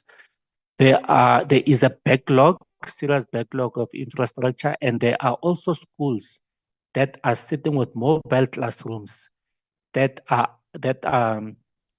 not supposed to be there anymore, because a mobile classroom has a lifespan, and I think the mobile classroom lifespan is about 5 years. And you'll see that there are schools with mobile classrooms with 15 years or 20 years, which have not been translated into the actual buildings. So this is a big challenge. And one of the honorable members also raised it, because it's a big concern, even especially in the schools in Gauteng, where there's a serious infrastructure backlog. And then Program 5 of Education Enrichment Services. Now, this is another important area where honorable members will need to pay particular attention. Within these programs, this program is supposed to specifically deal with sport, safety, and social cohesion program in schools, as well as the health and well-being of learners in schools. Now, when we dissect into this Table 8 of Program 5, honorable members will see that a huge chunk of the budget, and I would argue it's 99.9% of the budget, it actually goes to the national sub-program 3. And within sub-program 3, it's mainly the National School Nutrition Program, the feeding scheme. This is where a chunk of the budget goes to. Now, when honorable members ask the department, because I see when they respond, they tell honorable members that they are prioritizing social cohesion, sport in schools, and they say all these nice words. But I believe that when they prioritize, they must also reflect it in their budget. Now, honorable members will now understand why issues around school sport do not exist within a lot of majority, in fact, of public schools. The reality is that there is literally no budget allocated for issues around school sport, as well as health and well-being, except for the school nutrition, which is also very important, as the children need to have a meal at school. But however, the other areas of importance that speaks to sport and recreation, arts and culture in schools and others are severely compromised. And then, so if I can go straight to the conditional grants, this is where the members will have a clearer picture of what is happening with regards to allocations of conditional grants. Honorable members will see that of the 26 billion allocated for conditional grants, 9.7 billion goes to the NSNP, National School Nutrition Program grant, and then there's grants to all the other programs, which are also very important. Your maths and science and technology grant getting 443 million. But however, members need to realize that this must go to all the 24,000 schools around the country. And then all the grants, the good news is that all the conditional grants, the increase is way above inflation. So this means that the department cannot come back to members and say there were severe budget constraints or budget cuts. As we can see here, according to National Treasury, the increments are above inflation for all these conditional grants. And then these were the observations of the honorable members. I will quickly summarize them as well. So members wanted to know about the low literacy levels and numeracy levels at the age of 10. within schools. And there was a huge concern raised that despite the department having programs to deal with poor literacy levels in schools, there is very little impact on the ground. And then the members were also concerned about the many schools that do not have libraries. And the issue of libraries also falls under the library grant, which is controlled by the Department of Sports, Arts and Culture. And then there were also issues raised about children in the Northwest not placed in schools. But I think the department did give a short response, if I remember correctly, about they indicated that all the children were placed in the schools. And then there was also an inquiry about the department benchmarking internationally from countries such as Japan in terms of the training of learners. And then there were concerns raised about the poor allocation of infrastructure grants in schools. And members specifically indicated there were schools, a lot of schools with asbestos roofs to this date. And there were specifically concerns raised about the high school in Peckleston in the Western Cape being a feeder for 3 zones. And then there was issues raised around the red tape on early childhood development in schools. It was also indicated there is lack of accommodation of learners with special needs in ECD centers. There were questions raised around the competency of ECD practitioners and also their ability to deal with learners with special needs. And then also the lack of training of ECD practitioners. The issue around that was also raised. And then the committee wanted to know what the department was doing to deal with ICT infrastructure, poor allocation of ICT infrastructure, electricity, as well as clean water in rural schools. And members will also see that the moment we start doing oversight, this will be a biggest problem that members will encounter within rural schools. And then there were issues raised around social workers in schools to deal with social ills faced by learners. And members wanted feedback on this matter to be addressed. And then the members raised the high levels of dropout within schools before learners reach matric. And then the members wanted to know about the racism within schools in terms of certain schools not admitting learners based on their skin color. And then also there were issues raised around the matrix that the department uses for monitoring the curriculum in order to see whether the curriculum addresses the inclusive basic skills. Honorable members also wanted to know about inability to track. Committee was concerned about acquired through the PPP, which is costly. And then also honorable members wanted to know why some of the targets in the APP have been changed by the department. And this is also another big problem that we pick up, that when the department realizes that it is unable to reach certain targets, you will see in the following year, they tend to reduce those targets so that those targets are reachable without actually justifying why those targets were changed. So that's another particular area that members need to pay attention to when they dissect the APPs every year for the next 5 years. And then there were also concerns raised about the department's programs that look appealing on paper, but yet when you get to the ground, none of the things that are indicated in the APPs are felt on the ground. And then there was issues around the handling of sexual misconduct and sexual assault cases in schools. It was indicated there is no support of victims of sexual abuse in schools. And the committee wanted to know the relationship between the department and the South African law enforcement agencies in addressing this matter. And the committee also wanted to know how the department was planning to deal with the recommendations of Commission for Gender Equity on issues around sexual assault. And then there was an incident where a learner was sexually assaulted by a security guard in Soshanguve. It was brought up by one of the honorable members. And it now spoke to the issues around insourcing of general workers in schools to ensure that all workers are adequately screened, as outsourcing of these services leaves a vacuum in terms of screening of employees on the school premises and thereby putting learners at risk.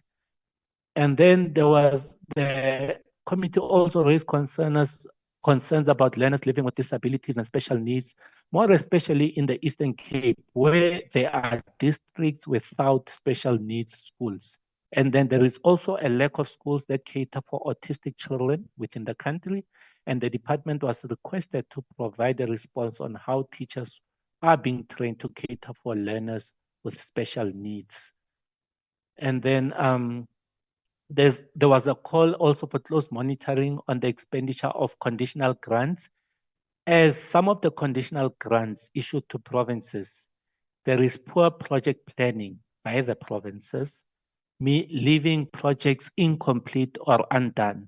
And that is one thing that the department also didn't highlight to members, that it's good to see there's an increase in allocation in conditional grants to provinces for infrastructure.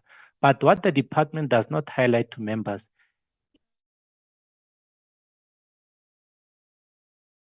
is the construction delays, whereby communities at times feel that they do not benefit from the projects of building of schools, and therefore they interrupt the construction process. And then there's issues around construction mafias as well, which disrupt projects, asking for extortion or a ransom of some sort from the contractors. That is a major problem honorable members will see the moment we visit these infrastructure projects. And the department needs to bring that to the attention of the honorable members whenever they speak about infrastructure projects in schools. And then honorable members also raised the issue of infrastructure backlogs in the Gauteng province. And then there's also issues around bullying in schools that was raised by honorable members. And then also the readiness of schools to offer early childhood development. Honorable members do know that ECDs were migrated from social development to the Department of Basic Education. That migration took a very long time to happen, and it was not a very easy process because it involved also issues around human resources, whereby some of the ECD practitioners must be absorbed into the Department of Basic Education. So that process is not entirely complete, and the department needs to continuously update members on how far the migration has happened and the allocation of resources towards that migration process as well. And then there was issues raised around the politicization of appointment of principals in schools and the lack of hiring of personnel within the community where schools are located. And lastly, there was a suggestion that the department should improve its learner education on reproductive health. Now, the response from the department did not answer any questions during the meeting last week, and they did indicate that they will respond in writing. And I did indicate earlier during this meeting that the department did not answer some of the questions that the members had posed to them. And even to this moment, we are still waiting for feedback from the department. And this is despite the fact that we did indicate to them, Nolitando did indicate to the department that they needed to respond by Friday, last week, the latest. And today is Tuesday, and we still don't have all the answers. So this matter needs to definitely be followed up upon.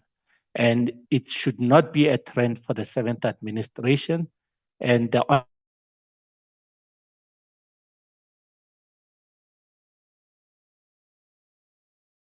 honorable members must make it clear with the department that this trend must end now. So that 5 years, the department, when they are asked to respond on a certain date, they must ask. And then the recommendations, there's about 12 recommendations that are indicated here. Also, these recommendations, I made sure that we include timelines of when the department when the department should respond. So the department is to produce and present a comprehensive strategy to the committee that will demonstrate to improve learners' numeracy and literacy skills, as well as the ability to read for understanding by the age of 10. This strategy must be presented to the committee by no later than the third term of the 2024-2025 financial year.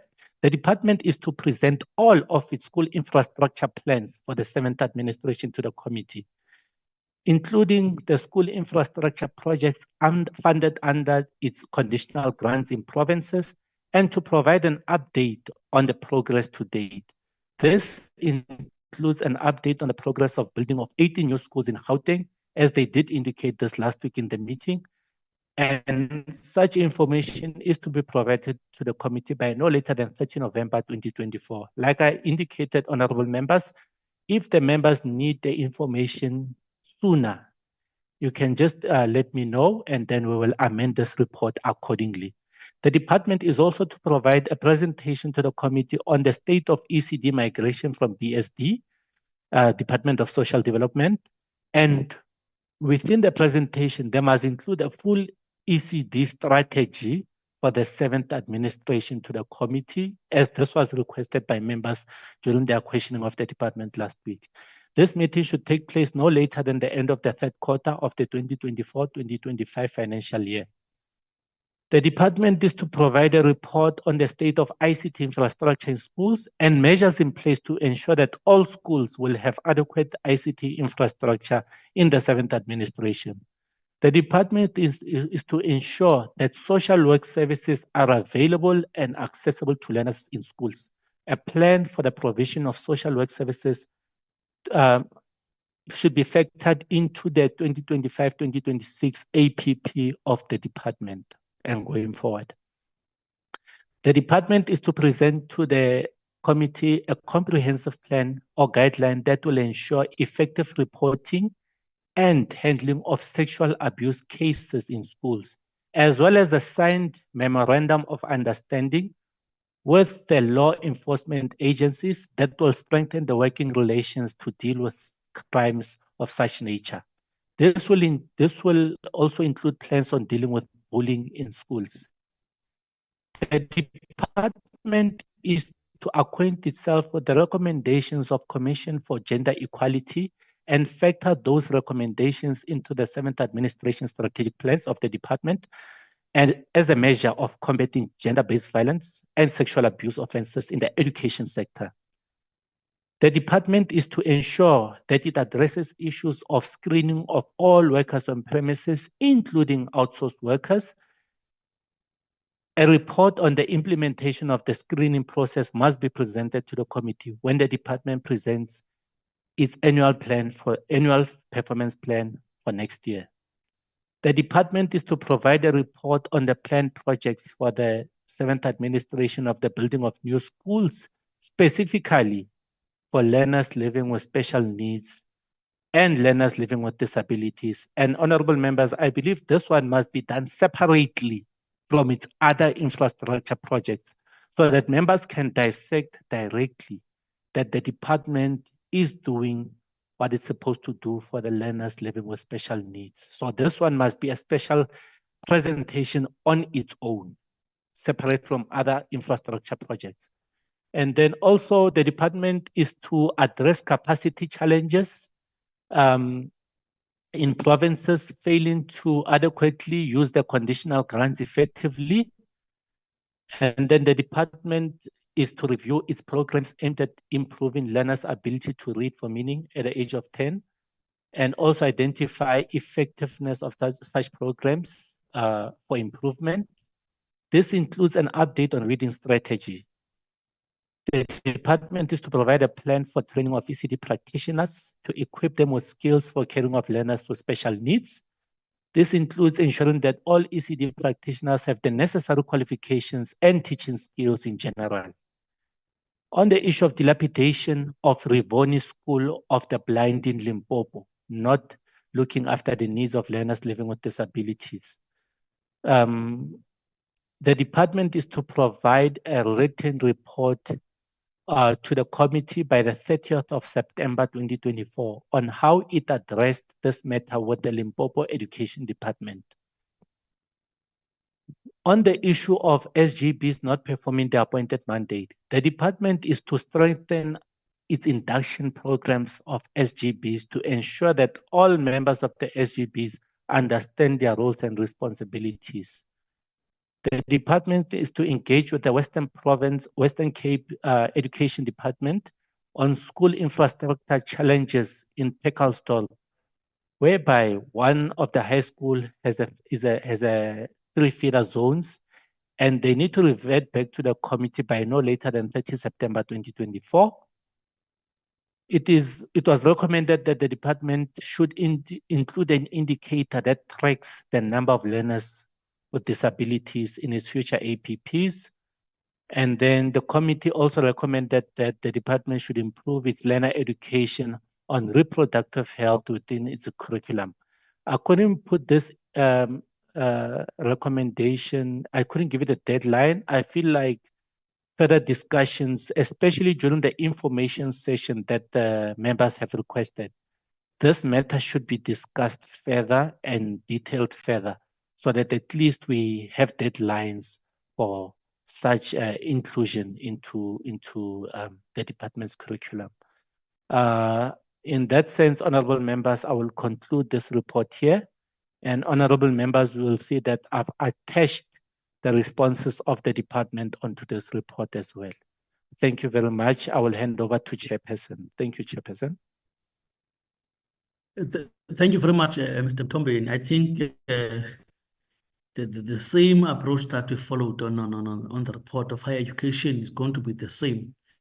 I hope honorable members are following up these processes because what we've done in terms of all the issues that were raised, I think it's what we will be following up until we make sure that we are getting all the clarities that we need. And also, it's a guide also for purposes of our oversight process that we said we'll be embarking on. And also, the question of a session that we've proposed, I think you landed it very well when we were finalizing your report. But what I will allow now is the hands just to engage on the, I mean, to follow the same process. Can we allow a hand, Honorable Mukwele? It's number one. Any other hand?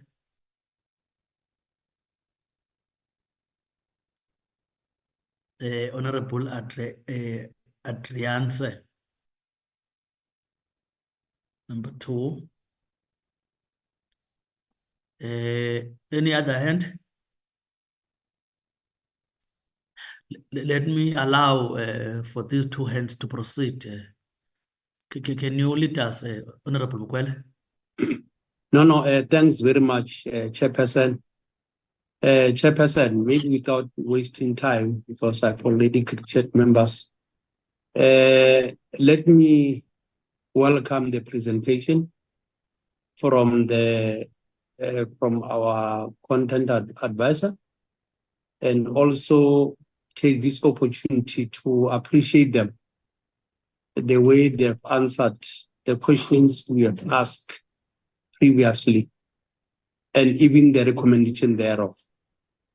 But Chairperson, maybe allow me to appreciate the Department of Basic Education right away, to say that besides the budget that, according to me, to be honest, is a very small budget, especially for that department that is the hub of our country economy, because education, Chairperson, is the first priority, as we all know, that also in the organization that deployed me in the Parliament, the African National Congress, we have put education number one priority, because we all know that education is the future of the country. Education is the yardstick that will tell us whether this country will grow or not.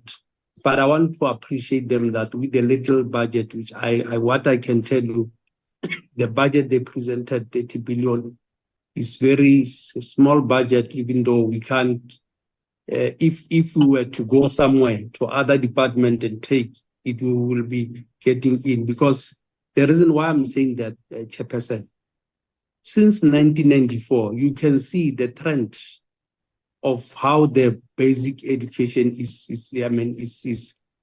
growing.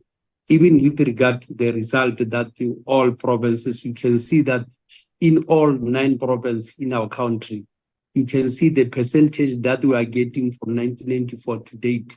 Almost all provinces, they are ranging 70 to 80% pass rate, which in the main, it contributing from the rural provinces, your KZN, your Limpopo, Eastern Cape, and other provinces that are historically rural, where majority of African people and all the people there, they are from disadvantaged community. But also, Chair, I also wanted to appreciate the department for putting a chunk for for that school nutrition program, which we all know that colleagues, anyone in this country or in this platform who can say this program doesn't yield any result, especially those who champion to represent the poor of the poorest. I will be having a problem, because this program has changed life of all South Africans. Most of us, we are beneficiary from this, because especially those that are from the rural provinces, those provinces that they were historically marginalized, you can see that in terms of the result, they are very high. But Chair, another issue, the issue of infrastructure, which I know there is also the chunk of budget that has been taken there, which we really appreciate. But yeah, I want to raise a concern again, even though I raised it previously, about the project that are not moving very well. I know that those infrastructure projects in the Department of Basic Education, they are not implementing by the same department. You know, the Department of Public Works and Infrastructure, they're the one that are implementing agents, which as their portfolio, working together with the portfolio responsible for Department of Public the one that Public Works and Infrastructure. We need to find a way, because you will find that there is this budget that you will find that even in the middle of the financial year, in terms of spending, the department is not moving. So I should think that as the portfolio, we must find a way to assist the department, so that this backlog that we have been saying, to say that in majority of provinces, most of them, they are still using those mobile classes, which I know is not everywhere. There is a stride. There is a stride that the department has made for the past 5 years in terms of making sure that they are building the schools that not only an ordinary schools share. So the schools that the department they are now building is the school that also affect that can also accommodate people with disability. This is the school that you can see that even in terms of the technology, they are able to acclimatize themselves with the current technology that we are currently in, which we really appreciate. But with that one, I should think we must also, as the committee, as and when we'll be doing oversight to make sure that the budget for infrastructure, it is used within the time period. So this thing of money taking back away from the treasury while there is a backlog, as the committee chairperson, like I rightfully first said at the beginning, to say that we are not going just to go and watch while things are not going well. We'll make sure that we assist them, so that we do our oversight. We make sure that we even monitor. We don't wait for the money to be taken back, then we start to lose. We'll make sure that we do things timely. But safe to say, Chairperson, with the budget that they presented, which according to me, I'll look more, will approve the budget with the hope in the next financial year, we'll be trying to make sure that when we are saying education is the first priority, especially the basic education, because basic education, Chair, is the foundation. Unlike the higher education, if we can get the foundation right, it's like when we are building a house, Chair. If we can get the foundation right, definitely you will cruise well as and when you go to another. That is why we must, as the country, we must invest more on education, because education is the only tool that can build the society. I thank you, Chairperson. Thank you very much, Leadership. Honorable Pet, you are noted also. I see your hand. Honorable Adrianse, can you proceed? Thank you. Thank you, Honorable Chairperson. Thank you to the presenter. I really enjoyed and learned and appreciate the presentation. I am deeply concerned when we look at Program 3 with the cut, and especially the mention that we are training teachers, in fact, to become unemployed. This is in a country where we need teachers desperately.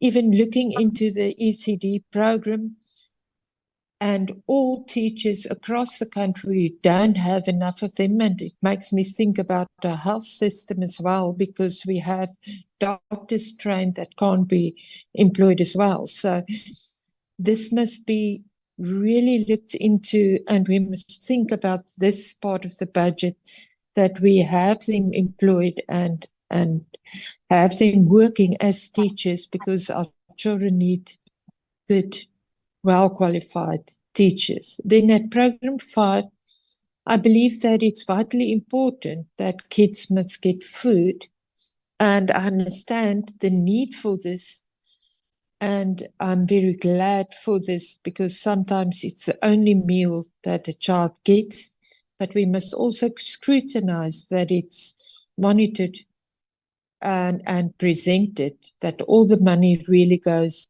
to this program. Then furthermore, we must ensure that the little bit of money that remains as part of Program 5, we must work on it, that still is used to the best of the ability of the school, so that it can still provide social cohesion and safety, to ensure that we turn out multifaceted children and learners, and that we develop that part of a child as well, because otherwise we don't develop the child as a whole, but only as a learner to go to school. I thank you.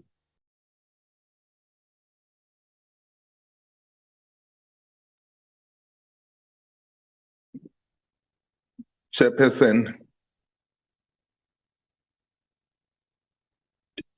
You can proceed. Yes, you can proceed. Thank you very much, Chairperson. Also to join my colleague to thank the presenter to give us this information. But nevertheless, there are a few things which I wanted to highlight as my concern.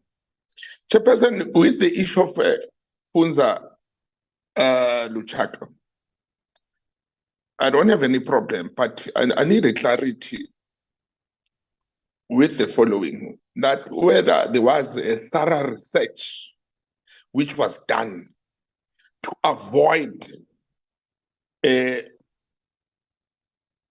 reputation of the things which happened in the past. I'll put an example. In Mpumalanga, there were colleges which were closed, like Mkwenya College of Education and Mango College and former Gwandebele College and Marapian, etc. Those colleges were closed due to the fact that there was an overproduction of teachers. That's what we were told, that these schools are producing a lot of teachers. To avoid that, we produce a lot of teachers at the same time, at the end, they are not employed. So I wonder whether there was a thorough research which was done that we mustn't do the same, that we produce a lot of teachers, at the end, they are not employed. And then also my worry, with this one, Chairperson, I don't compromise the issue of the budget of school sports and human well-being in schools, in particular the school sports. You see, sometimes it is a shame and disgrace when during the times of Olympics, whereby in Olympics, we're not making enough, we're not doing enough as we're supposed to be doing, due to the fact that we don't give, we don't give our kids opportunities in the earlier stage. They are not exposed in some of these sports. I think that something must be done, that we must have a budget with the sports in school. And then also, Chairperson, my worry is about this. Mr. Mtombeni, I was very, very disturbed when we are talking about the issue of conditional grants in terms of the constructions, the infrastructure and the constructions. The issue of construction mafias. I think we must, as the department, must take a positive step, and also us as members, because some of us as members, as who are here, we know what is happening in our provinces where we're coming from, and some of these people are known, but we say nothing. I think here with this one,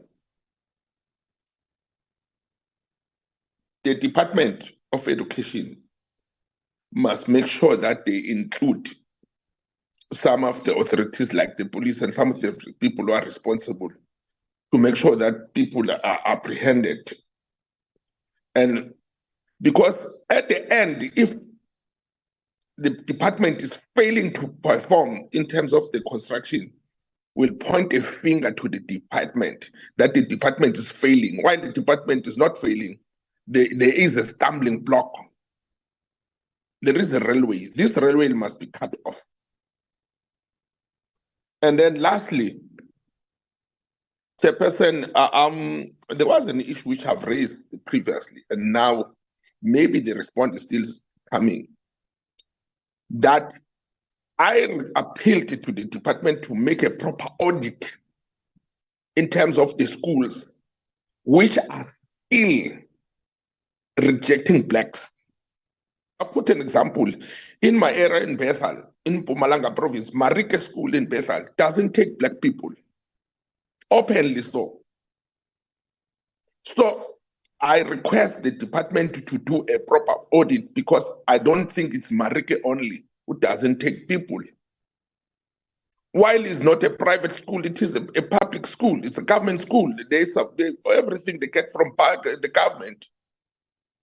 I can't accept my, my tax to go where it's supposed to go, and is being misused, because they are misusing our tax there. So that is it. That is my, and then lastly, the compensation workers. Yes, I support the idea that we must take care of our workers. In short, the very same teachers, few staff who are cooking for the kids, and few staff who are doing gardening, like it's the teachers. We can't just let them work without paying them enough. They must be paid. Thank you, Chairperson. Thank you very much, Honorable Pat. can we now, if there is no other hand, honorable members, also do the same as we've done with the previous report, adopt the report indeed with amendments as highlighted by honorable members. Honorable Mukwele. No, thanks, Chairperson. As I've already made my points, without much ado, I would like to stand before you, Chairperson, and members of this committee to say that indeed, if it was according to my own making, I would want this budget to be more. But nonetheless, we all know that even in the family, we always work with what we call limited. So, but safe to say, Chair, without much ado, I would like to stand to support the budget as presented, and also wanted to assure you, the Chairperson, and members of the committee that our role is also to make sure that whatever we approve is supposed to go where it's meant to go. But also, Chairperson, I should think through your office with what Honorable Sibande raised when he's saying that in the new dispensation where we are now, there is a school, whether it's a private or public school, which still not accepting kids on the ground that whether they are black or white. That one, I should think, Chairperson, this one, I want to put it to you as the chair of this select committee on basic education to make sure that we don't even wait for anything. We need to deal with this issue as a matter of agency, because we don't want anybody who can still take us backward.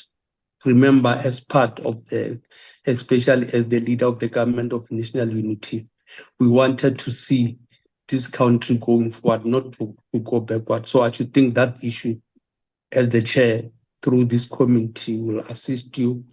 You need to take it to yourself so that we follow up the matter, then we go and deal with that matter swiftly. Thank you, Chairperson.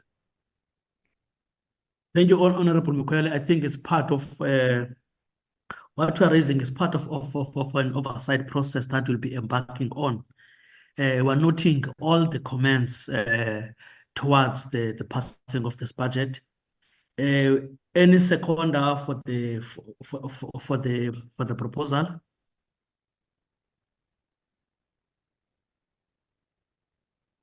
Honorable members, are you still there?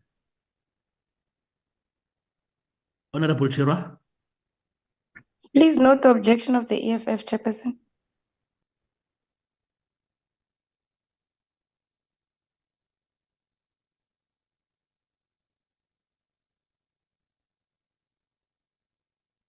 Honorable Pat, you can proceed.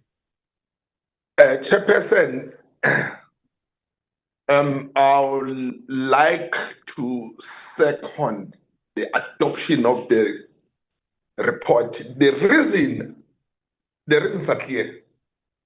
If we want to solve the problems of South Africa or with an amicable approach, how can we expect the department to do what we even the deadlines which were highlighted by Mr. Mtumbin? We highlighted. So how do you expect them to implement all those things without a budget? Therefore, I support the budget. Thank you very much, Honorable Pat. Let's proceed to the next item. The minutes. I believe that they were also circulated to us. If there are anything that we want to raise on the minute, because ours is to adopt the minutes. Can you assist us? Mr. Mtombeni or Kusitando?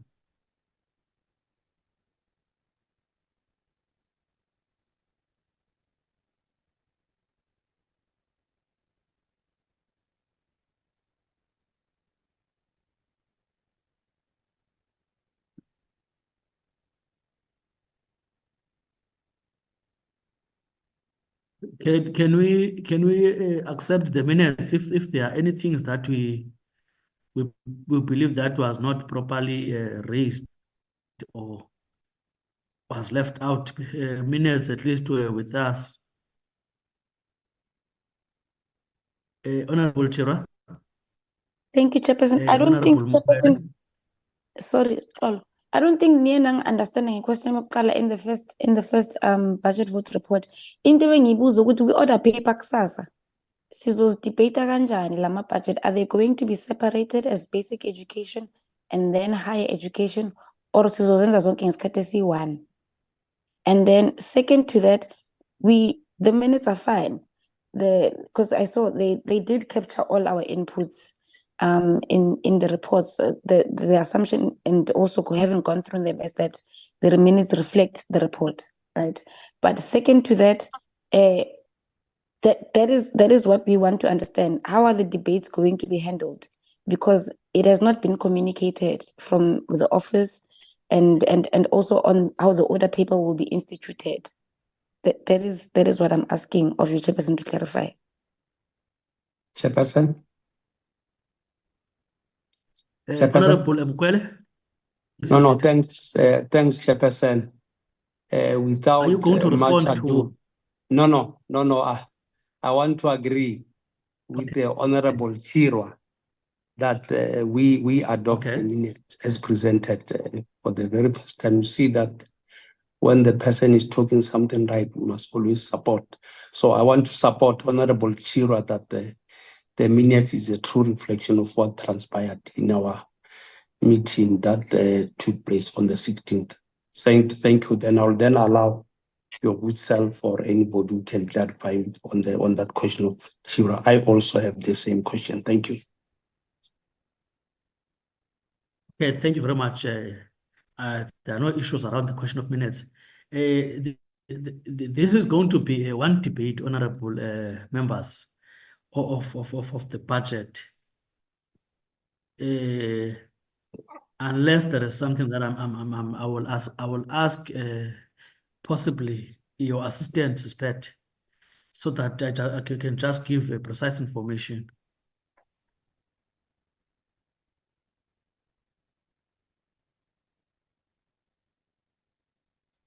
Sitando, are you there? Yes, Chair, I'm here. Yes. Can you assist us in terms of approach of tomorrow, whether these items will be debated under one debate, both higher education and basic education? Oh, yes, Chair, I will make a follow-up with the NCOP and revert back to the honorable members. Okay. Can you assure that we are going to circulate that particular information once we receive it? Yes, Chair, I will circulate the information on the WhatsApp group. Thank you very much. Honorable Mukwele? No, Chairperson, no, I wanted to say it's fine, they can circulate, but safe to say we have adopted two budget. I don't know how are they going to combine them, but let's wait for the advice, which it must be as soon as possible, so that we prepare for both timers. Thank you. Yes, hence I'm saying let us just get an assistance instead, so that we can be, we're going to get used to these processes once we are acquainted with them. So did you combine the minutes, or must we also go to other one, Sistando, the basic education? This is the second set, Chair, of minutes. Okay. First one, the one for TPE has been adopted, and this is the second one. Yes. Thank you. Okay. Can we also do the same, honorable members? Honorable Mkwele? No, thanks, Chairperson. I also rise to say that this is the true reflection of the minutes of our meeting that we held on the 16th. That was the very longest meeting we have that day, since late night, almost 10:30, 9:30 to 10. But in short, Chair, I'll say this is the true reflection of what transpired in that meeting. Thank you. Thank you very much, Honorable Kwele. Any second on this item?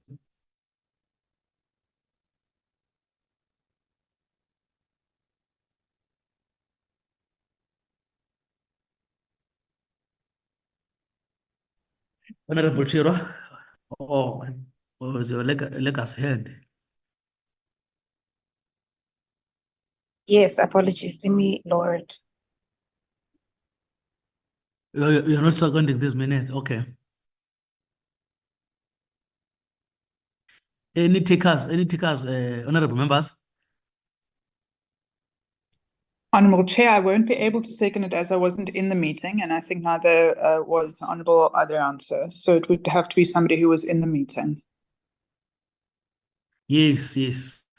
You are correct, honourable member. Chairperson, this is Tammy Briet. I will second the minutes. Thank you very much, Honourable Briet. I will always remember this name, not to call you with your first name. Thank you very much. I think, honourable members, so far we've managed to deal with our agenda. Understanding indeed the challenges, it's as promised. We will ensure that we are not going to be on the same situation on our next meeting. We will try our level best to make sure that we are engaging on a physical meeting. The second part is the session that we agreed on after we've passed our budget, as we agreed when the presentations were made, with all the necessary information that is needed so that we can be equipped and on our oversight functions, we are effective, and also we are having information so that there are no information gaps amongst ourselves. If there is no other issue that we are leaving behind, honorable members, the meeting of today is adjourned until we meet on our next session. Thank you very much. Thank you, Chair. Goodbye, No, colleague. Chairperson. Thanks very much. Thank you, Chair. Thank you, Chairperson. Thank you very much. Yes. Recording stopped.